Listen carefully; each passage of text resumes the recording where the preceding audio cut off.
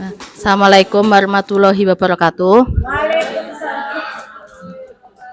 Yang saya hormati Bapak Kepala SMK Negeri 1 Adiwerna, rekan-rekan guru SMK Negeri 1 Adiwerna. Pada kesempatan siang ini saya akan berdiskusi mengenai aset yang dimiliki oleh SMK Negeri 1 Adiwerna. Pak Manu? Aset. Jadi aset itu adalah sumber daya yang dimiliki oleh SMK Negeri 1 Adiwerna. Nah, sebelum ini itu saya pernah berkolaborasi dengan Bapak Kepala Sekolah membahas aset. Kemudian juga pernah dulu di DPIB dengan rekan sejawat waktu membahas visi misi. Jadi membahas sumber daya yang ada di SMK Negeri 1 Adiwerna. Kemudian untuk identifikasi sumber daya sekolah ini saya juga sudah pernah membahas dengan siswa mengenai aset ataupun modal atau sumber daya yang ada di SMK 1 Adiwerna. Jadi untuk sumber daya yang ada di SMK 1 Adiwerna diantaranya itu adalah sumber daya manusia, kemudian sumber fisik berupa bangunan dan fasilitas sekolah, sumber sosial yaitu mengenai sumber sosial ini itu lebih ke kerjasama. Jadi kerjasama dengan pihak luar, seperti pada saat kerjasama dengan dunia industri, kemudian dengan Kodim untuk pembentukan karakter di SMK 1 Adiwerna, kemudian dengan fasilitas kesehatan yaitu dengan Puskesmas Adiwerna. Kemudian ada sumber lingkungan, yaitu aset yang dimiliki SMK Negeri 1 Adiwerna yang terkait dengan lingkungan di sekitar SMK Negeri 1 Adiwerna.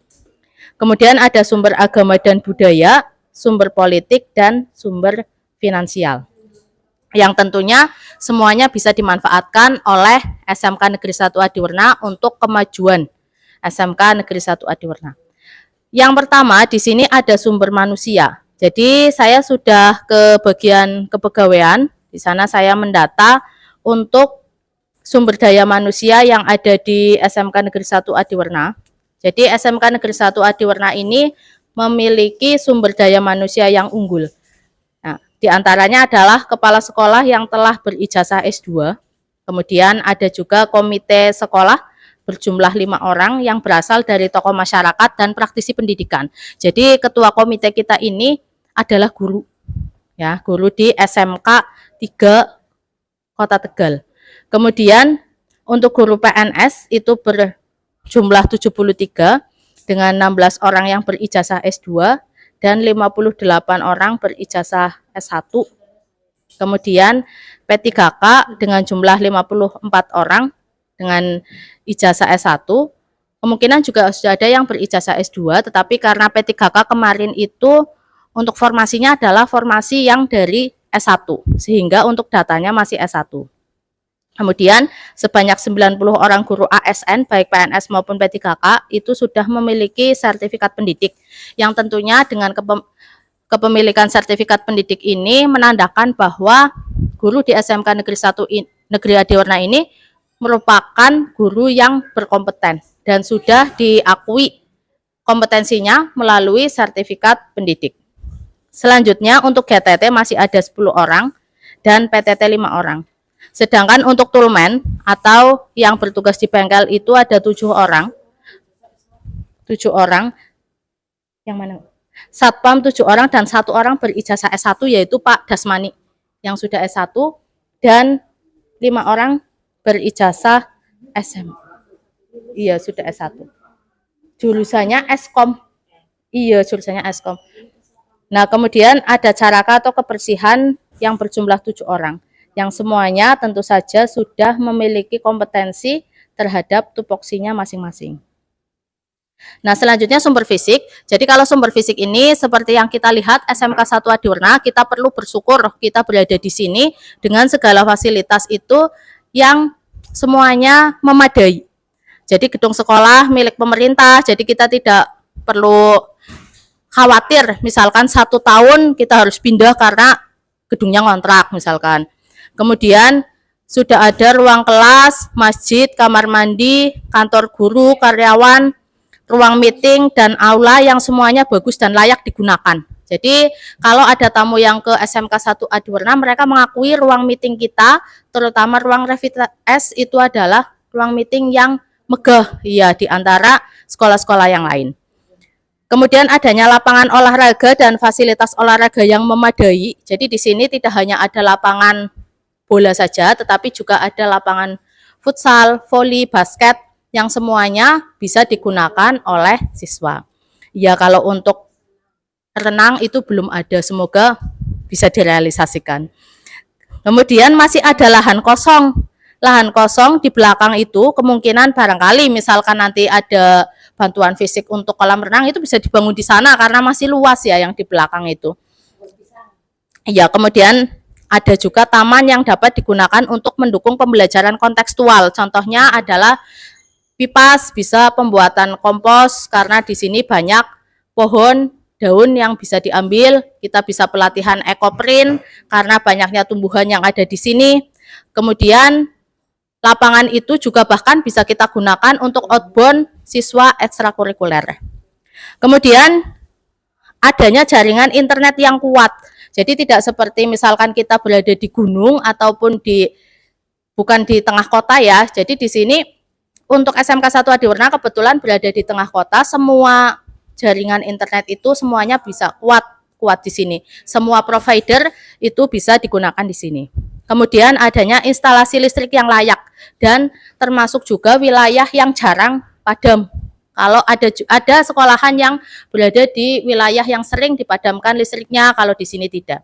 Dan instalasi air dan saluran pembuangan air juga bagus dan tidak menyebabkan banjir. Tidak seperti sekolahan misalkan di SMP 3 Talang yang sering banjir. Kalau di sini tidak, karena di sini drainasenya bagus.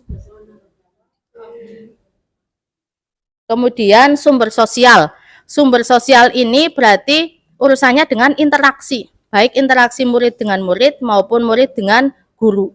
Jadi untuk sumber sosial yang bisa dimanfaatkan adanya kegiatan ekstrakurikuler, kemudian adanya organisasi dan komunitas, baik komunitas murid maupun guru.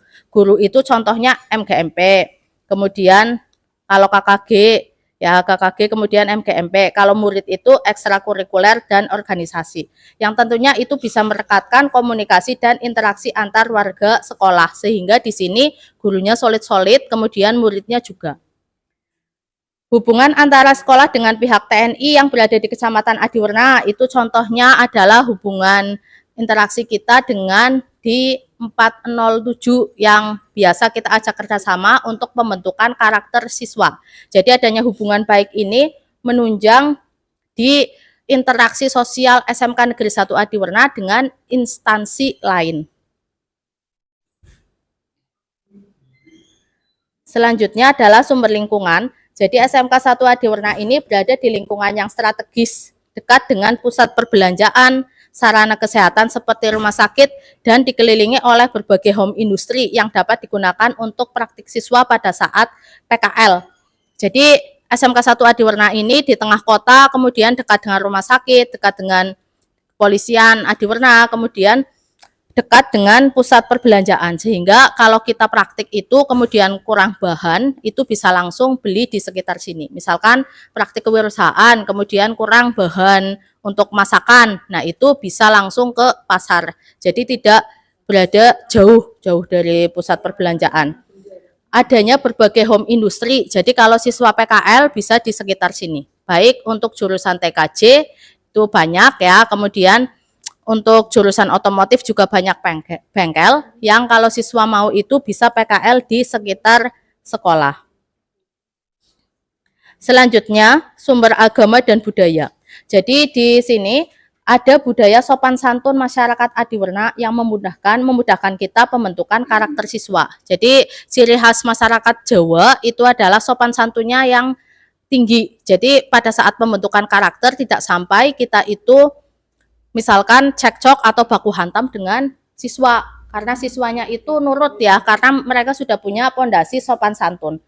Kemudian kultur masyarakat yang mayoritas muslim dan agamis, ya bisa kita lihat di sekitar sini ada pondok pesantren juga menunjang kegiatan religi seperti sholat berjamaah, seperti sholat Jumat berjamaah, perayaan Idul Adha atau Idul Korban, dan pembagian zakat fitrah, yang tentunya didukung oleh masyarakat sekitar. Kemudian toleransi yang terjalin di masyarakat memberikan ruang bagi kelompok minoritas untuk tetap beribadah dan tidak dikucilkan. Jadi di sekitar sini itu juga ada kelompok minoritas, misalkan Cina yang beragama selain Islam, tapi toleransi kita itu tetap berjalan dengan baik.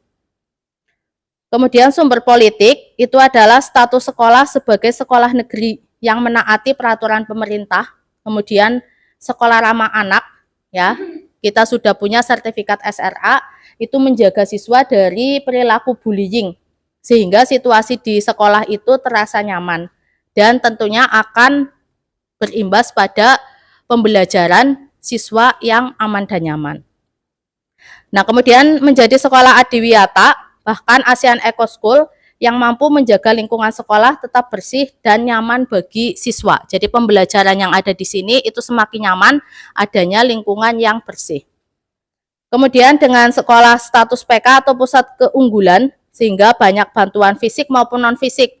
Misalkan dengan bantuan gedung, kemudian non-fisik itu workshop untuk para guru. Nah, ini akan meningkatkan sumber daya yang ada di sini. Contohnya sumber daya manusia atau kompetensi gurunya.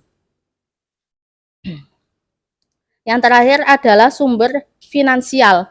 Di sekolah negeri itu sumber finansialnya adalah adanya BOS dan BOP yang semuanya dapat menunjang kegiatan sekolah. Kemudian CSR dari industri. CSR itu adalah kompensasi yang biasanya diberikan oleh industri pada lingkungan sekitarnya. Jadi misalkan ada industri yang di situ memberikan polusi ya, atau berdampak polusi, itu biasanya akan memberikan CSR-nya atau kompensasinya. Kemudian ada juga hibah dan bantuan dari pemerintah. Nah, jadi itu aset yang dimiliki oleh SMK Negeri 1 Adiwarna. Terima kasih untuk perhatiannya. Barangkali ada yang mau berkomentar, silakan. Monggo Bu Mun.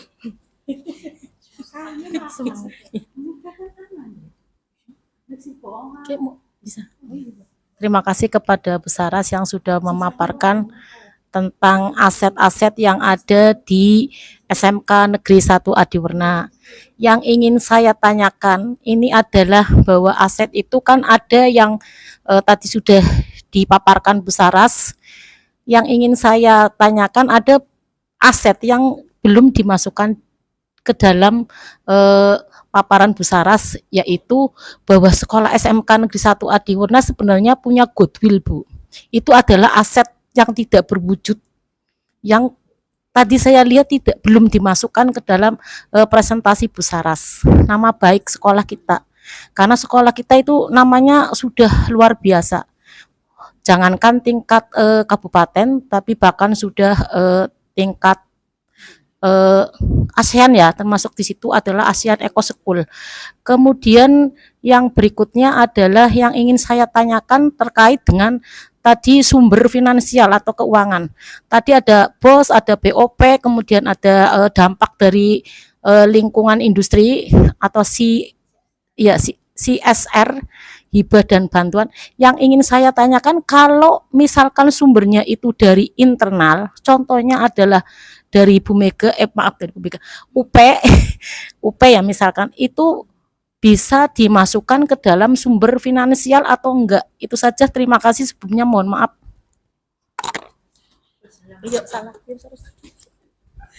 Terima kasih Bu Mun. Ya, jadi Bu Mun tadi menyebutkan ada aset yang belum dimasukkan, yaitu mengenai nama baik. Jadi memang SMK Negeri 1 Adiwarna itu namanya sudah terkenal baik di kawasan